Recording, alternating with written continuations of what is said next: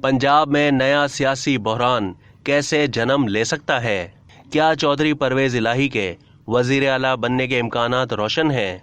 Lahore high court की जानिब से वजीर आला पंजाब का इंतखाब कलअदम होने की सूरत में पंजाब में नया सियासी बहरान जन्म ले सकता है। वजीर आला पंजाब के नए इंतखाबात की सूरत में कायद ऐवान के ओहदे के लिए मुस्लिम लीग नून के मियां हमजा शहबाज शरीफ और पीटीआई के उम्मीदवार चौधरी परवेज इलाही के दरमियान ही दोबारा मुकाबला होगा और मौजूदा ऐवान में अक्सरियत हासिल करने वाला ही वजीर आला पंजाब मुंतखब होगा।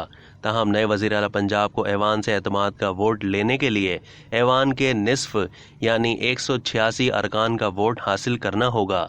पंजाब असम्बली की 16 अप्रैल की सूरत हाल बहाल होने की सूरत में डिप्टी स्पीकर ही दोबारा ज़िमनी इंतखाब कराएगा।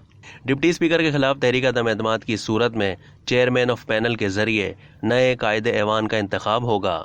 सुप्रीम कोर्ट के हालिया फैसले की रोशनी में इलेक्शन कमीशन ने पंजाब असम्बली के 25 मुनहरिफ अरकान को डी सीट कर रखा है और इन हलकों में 17 जुलाई को 20 डी सीट होने वाले मेंबरान के पंजाब असम्बली के हलकों में ज़िमनी इंतखाबात हो रहे हैं, जिनकी इंतखाबी मुहिम उरूज पर है। अदालत आलिया के फैसले की रोशनी में खवातीन की 3 और अक़लियतों की 2 मखसूस नशिस्तों का अभी तक सूबाई इलेक्शन कमीशन ने तहरीक इंसाफ की तरजीही फहरिस्त के मुताबिक नोटिफिकेशन जारी नहीं किया।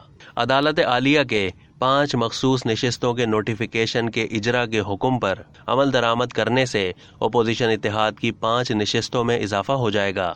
इस तरह 20 नशिस्तों पर ज़िमनी इंतखाबात के बाद मुंतखब अरकान ऐवान का हिस्सा बनेंगे। इस तरह 371 के ऐवान में इस वक्त 351 अरकान मौजूद हैं जो आइंदा वज़ीर आला पंजाब के इंतखाब में हिस्सा लेंगे। मौजूदा ऐवान में हुक्मरान इत्तेहाद को 177 अरकान सूबाई असम्बली की हिमायत हासिल है। इनमें मुस्लिम लीग नून के 165 अरकान, 4 आज़ाद, 1 राह हक पार्टी के और 7 पीपल्स पार्टी के शामिल हैं। अब तक के लिए इतना ही। मज़ीद मालूमात के लिए डेली जंग के यूट्यूब चैनल को सब्सक्राइब कीजिए।